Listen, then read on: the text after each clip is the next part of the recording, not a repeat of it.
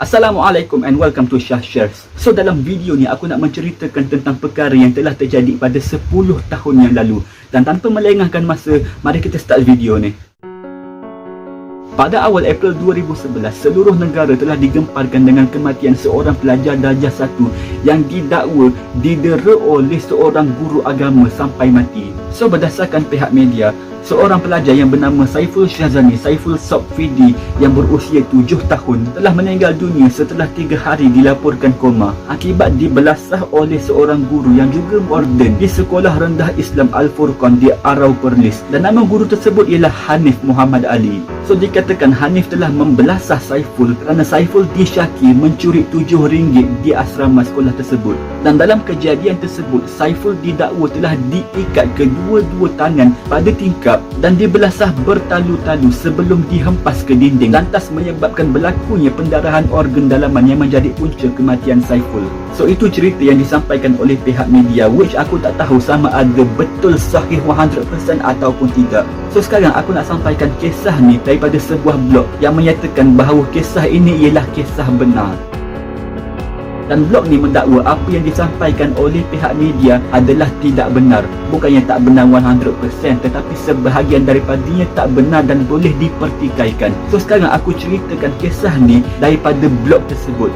So pada tahun 2011 tu ada beberapa kes disiplin yang telah berlaku dalam asrama sekolah rendah tersebut. Dan kes-kes ni semua berlaku sepanjang Saiful menghuni asrama sekolah tersebut. So pada tarikh 31 Mac 2011, Saiful telah disyaki mencuri duit kawannya sebanyak RM7. Jadi selaku warden asrama yang bertanggungjawab menjaga disiplin dalam asrama tersebut, Hanif Muhammad Ali telah memanggil Saiful ke biliknya dan bertanyakan soalan sama ada Saiful betul-betul mencuri duit kawannya ataupun tidak. Dan Saiful kemudiannya mengaku berbuat demikian. Jadi sebagai hukuman, Hanif telah mengikat kedua-dua tangan Saiful di bahagian hadapan. Dan tiada penderaan yang berlaku seperti mana yang disampaikan oleh pihak media. Sebaliknya, ikatan tersebut telah dibuka apabila ustaz keluar daripada bilik tersebut. Dan Saiful kemudiannya dibiarkan di dalam bilik tersebut sebagai hukuman. 2 jam kemudiannya, Hanif telah kembali ke bilik tersebut dan mendapati bahawa Saiful terlantar di atas totor sambil menggigil.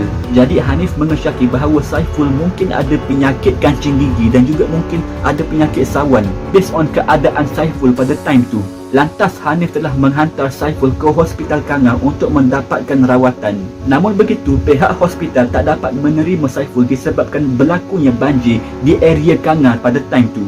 Jadi Hanif telah menghantar Saiful ke Hospital Sultanah Bahiyah Alor Star di mana Saiful dimasukkan ke ward ICU. Pada malam kejadian itu, Hanif telah menemui ayah angkat kepada Saiful, iaitu Saiful Sobfidi Marzuki, dan memohon maaf atas kesilapannya mengurung arwah selama 2 jam di dalam bilik warden tersebut.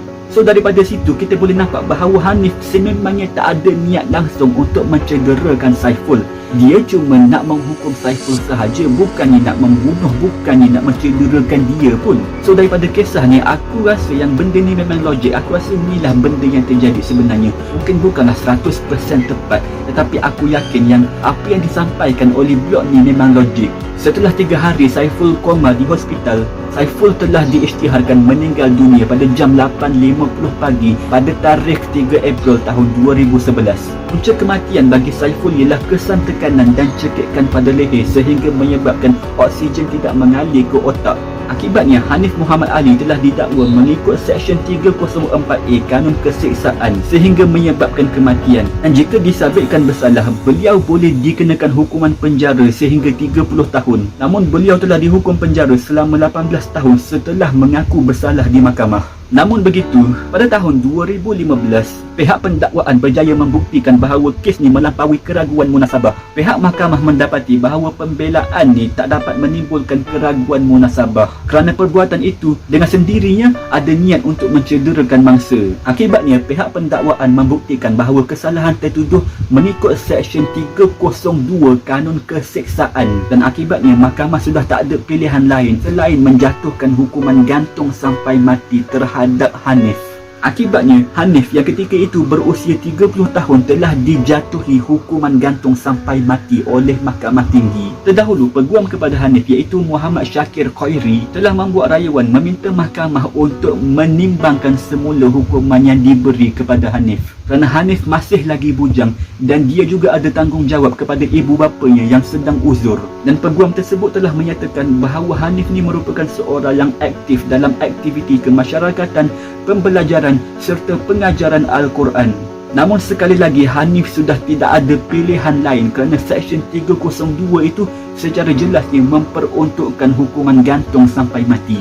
So begitulah ceritanya tentang seorang ustaz yang telah dihukum gantung sampai mati kerana mencederakan anak muridnya. Persoalan ni sekarang, adakah Hanif ni betul-betul mencekik Saiful? Sebab Saiful ni memang sah-sah meninggal dunia akibat kesan tekanan ataupun cekikan pada leher. Tapi daripada apa yang aku ceritakan tadi, tak ada bahagian pun yang menyatakan bahawa Hanif telah mencekik Saiful. So apa pendapat korang? Korang rasa Hanif betul-betul bersalah ataupun ada pembunuh lain di sebalik cerita ni? So once again, thank you and Assalamualaikum.